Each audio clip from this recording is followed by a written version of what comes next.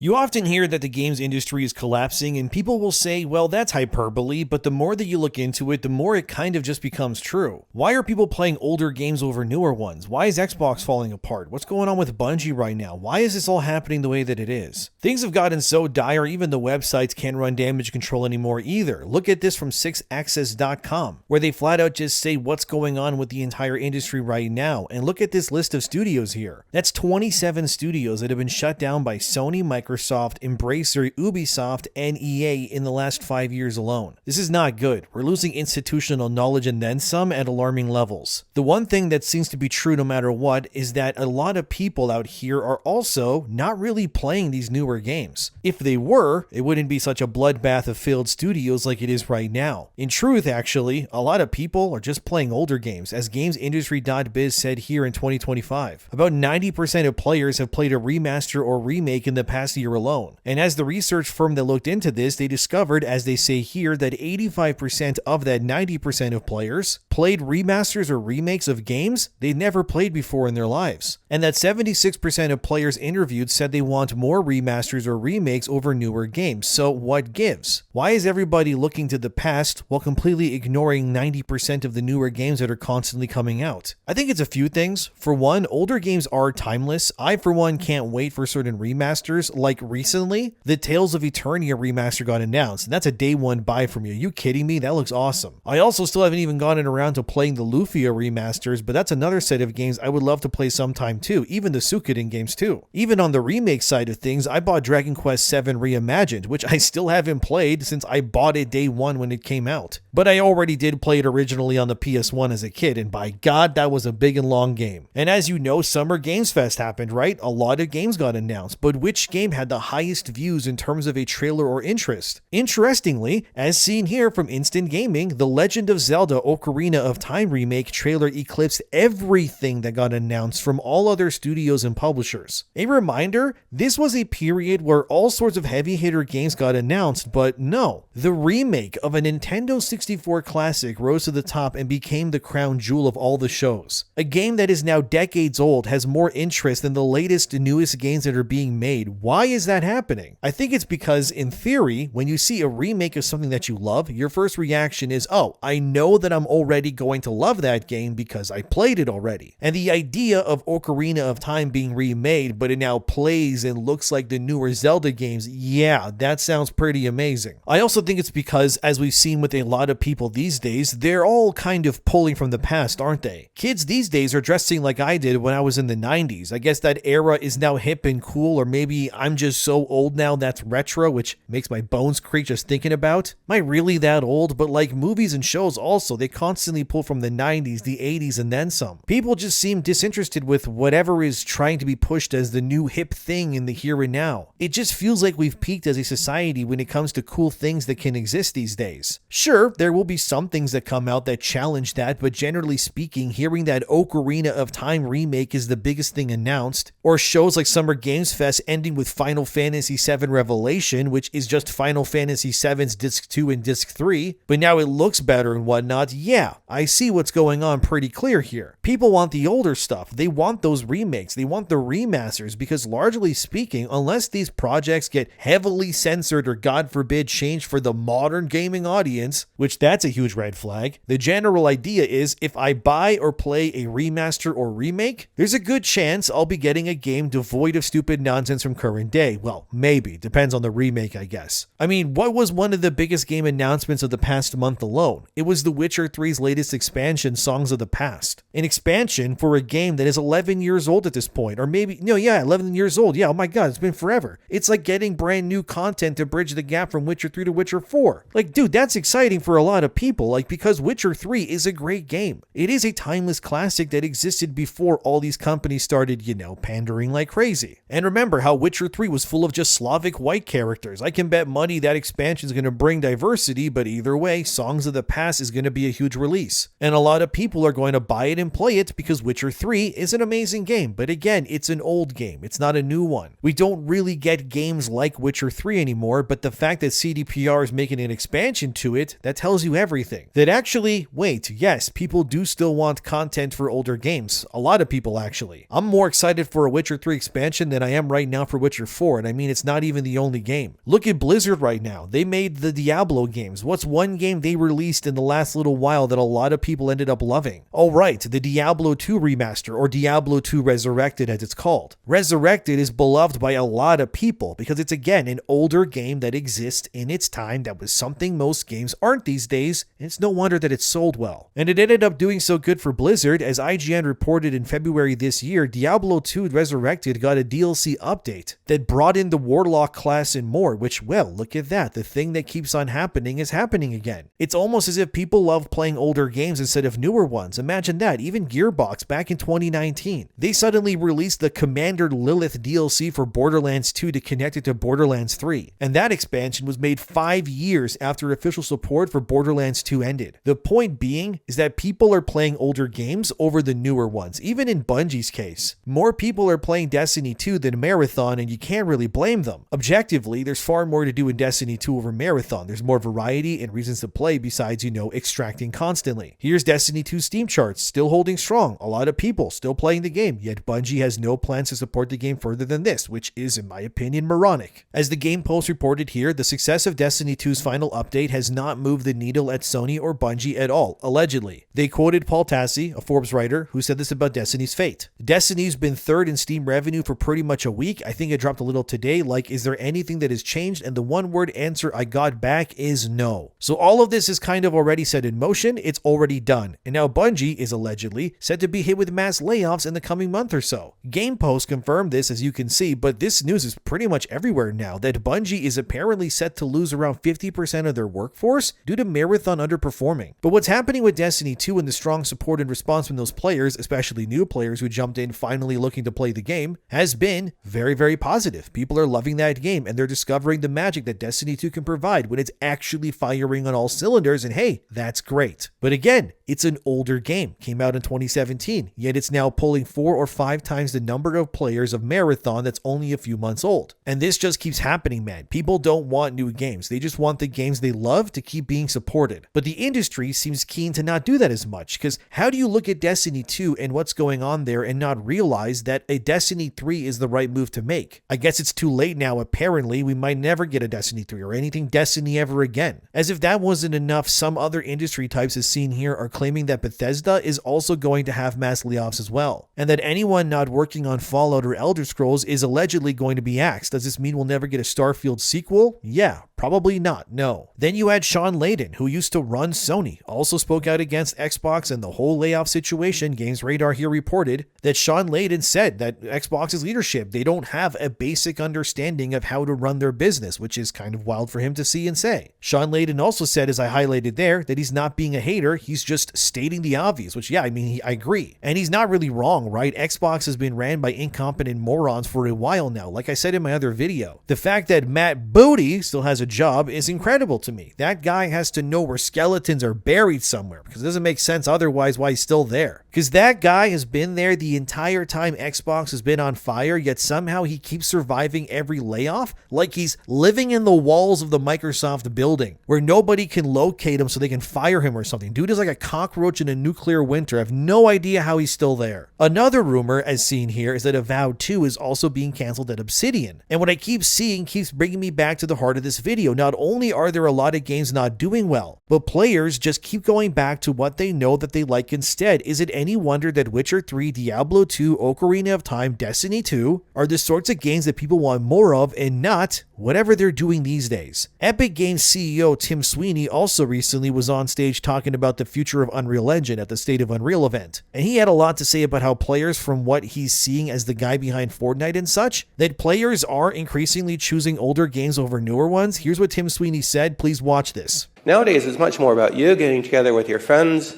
and then deciding what to do together online to play a game or experience. And this social increasing angle of gaming is creating a massive advantage for big games and big ecosystems because a game with a lot of players is much more likely to contain a lot of your friends. And a long-established game with a huge player base has a much easier job of retaining players than a new game has of attracting new players. Thus we've seen a lot of the major new multiplayer games not gain a sufficient community and momentum to survive, though in the past they might have. The other big change that's affecting gaming is that the economy is shifting from buying games to buying things in games. And whether you're a fan of this or not, the arithmetic of it is undeniable.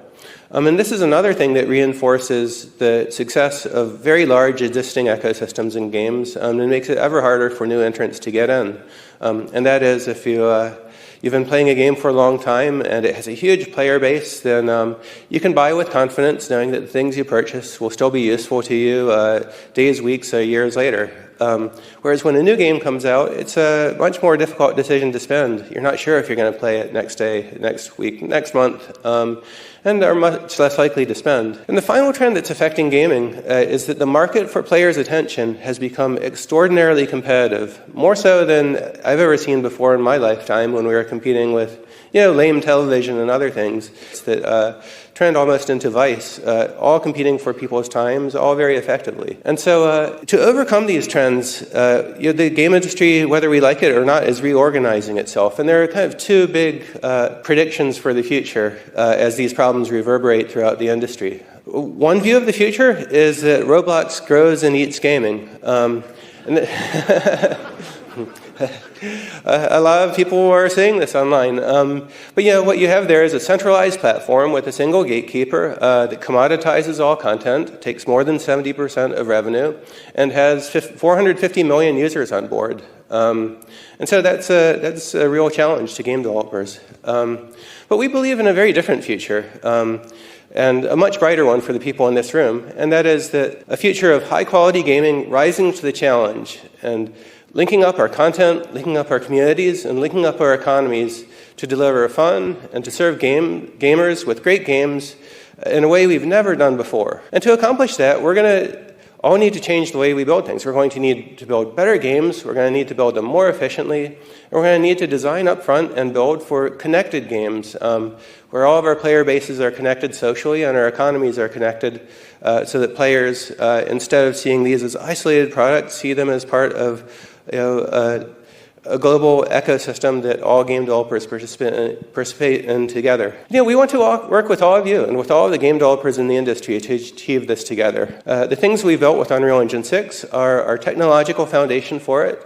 And we believe that this is a big challenge that we all have to rise to. We need to win the competition for players' time, not only against other games, but also against YouTube and TikTok and everything else that people are doing online. And this was very much on our minds when we set out about building Unreal Engine 6. And it's also what was on the minds of really close partners like Disney and Lego and other AAA game developers when we've been building increasingly close partnerships to them to build this together. And it's very clear, Fortnite, 80 million monthly active users, that's quite a lot, but we realize that this is not enough for Epic to do it alone. To build the ecosystem of the future, we're going to have to build it together. And I think the thesis for that is very optimistic, that between all of us and the world's best games, many of which use Unreal Engine, and many of whose developers use Unreal Engine, and many projects, we have billions of active users. And so we have the opportunity to form up and to team open and to define the future of gaming together again. And that's exactly what we want to accomplish in this generation together with you. So as you saw, Tim believed that players stick with games they like and would rather spend money in games they enjoy than constantly getting new games that could or could not meet their needs. Games like Roblox or Fortnite are in a way the future. Despite games like Fortnite losing millions like they did earlier this year, they're still going and making loads of money anyway. But as Tim said, they as in developers need to be better at building games and more efficiently too, because currently games take way too long to make, and by the time they do release, they then run the risk of no longer being anything but dated when they come out, and it's a lot of reasons. And I think as teams, especially in the West, tend to size up their teams for things like production, they then shed people or lay them off once the game is done, and then they bulk up again with new hires for the next inevitable game. It's a terrible way to do business. It also means a lot of games that are being made, even if it's the same studio, are to some degree starting from scratch scratch over and over again. In the East, at least, Asian developers rarely do this, if ever. A good example is Final Fantasy VII Remake through to Revelation now. The entire 7 Remake trilogy is coming out within a 7-year time. Remake was in 2020, Revelation 2027. In that same period of time that Square Enix spent remaking Final Fantasy VII into 3 whole distinct games, Bethesda managed to release just Starfield, which took longer to make than pretty much all 3 Final Fantasy VII games combined. Why is that? Simple. The East actually retains their talent and they're more efficient. And again, it's because they're making games based on things that people actually want as opposed to what others are doing. For example, as seen here from nextweb.com, Final Fantasy VII Revelation retained about 95% of its development team from Rebirth, so the sequel was then made in 3 years. And that's practically unheard of in AAA these days, and this is why the East keeps making games faster and better. And it's no wonder that Final Fantasy VII Remake and Rebirth sales spiked after the announcement of Revelation, because again, people want to play older games. Or in this case, that are based on older games, but either way, they don't want to buy new games because it means that new things will usually do the modern stuff that nobody likes. Like, what was the most wishlisted game on Steam following Summer Games Fest? Oh right, Resident Evil Code Veronica Remake. Go figure, another one. The gaming industry might think it was better to spend billions on newer games built with these new age of ideas, but instead players are just spending their time and money on games that are supposed to be seen as obsolete. And now publishers are facing a reality they never really wanted to admit, because what's happening here is that maybe the future of gaming is an endless AAA expansion like they wanted. Maybe it's maintaining what already works, and that's the point. Because as development costs spiral out of control and billion-dollar bets continue exploding in spectacular fashion as they do, the industry is suddenly discovering something incredibly uncomfortable for them. It may actually be cheaper and smarter to just support the older games that constantly betting the farm on all these new ones. And again, look at the stuff in this video. Xbox, Bungie, it doesn't matter. It's all examples of collapses of AAA game development, isn't it? They ignore the games that work and instead think, nah, we gotta spend 5 to 7 years making one game for millions of dollars. And then if that doesn't work, everything explodes. Like, this cannot be a sufficient model, because that pressure becomes enormous, right? The expectations then become impossible. It's a 1 in a million shot of working most days. Instead, everyone is just playing older games. Minecraft, Fortnite, GTA Online, Rainbow Six Siege, Counter-Strike, Warframe, Destiny 2, and remakes or remasters of games they either already loved or never played that are also, let's be real, usually cheaper. They launch with basically no bugs, hopefully, because the game is in theory already done, and they come packaged with all the DLC and whatever for the cost of a fraction of a new game these days, right? Old games continue attracting massive audiences while publishers are desperately trying to convince you to move on, but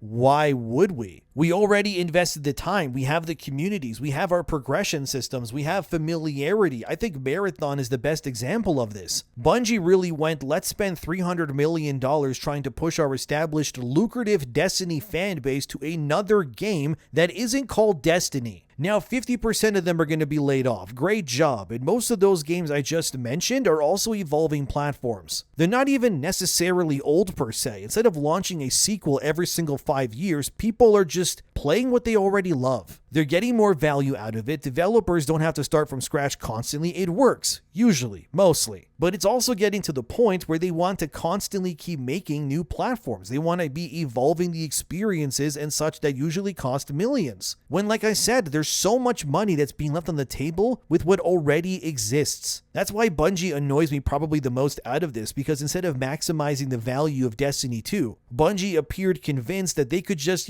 recreate lightning in a bottle again with Marathon. And that's that fantasy that's infecting the entire industry, in my opinion. You have these executives that are continuing to chase the next billion-dollar franchise while ignoring the billion-dollar franchise they already have. They maybe see the maintenance of such games as boring, sustainability as ambitious even, or maybe they see these existing communities as limitations, but really? Tell that to, say, World of Warcraft or Warframe. So instead, what do? They keep rolling that dice over and over again, and that dice keeps coming up empty to no one's surprise. In a way, we are seeing course correction as the people in charge start to realize maintaining what's already successful might actually be a better bet than spending 7 whole years building a replacement and hoping that that it goes well. That's why the older titles are getting updates, why remasters keep happening, and legacy IP stays active the way that it is. The economics behind this honestly are becoming impossible for them to ignore. Why spend hundreds of millions creating a risky new ecosystem when an existing one already has millions of users already? Why chase a new audience when your current audience is begging for support?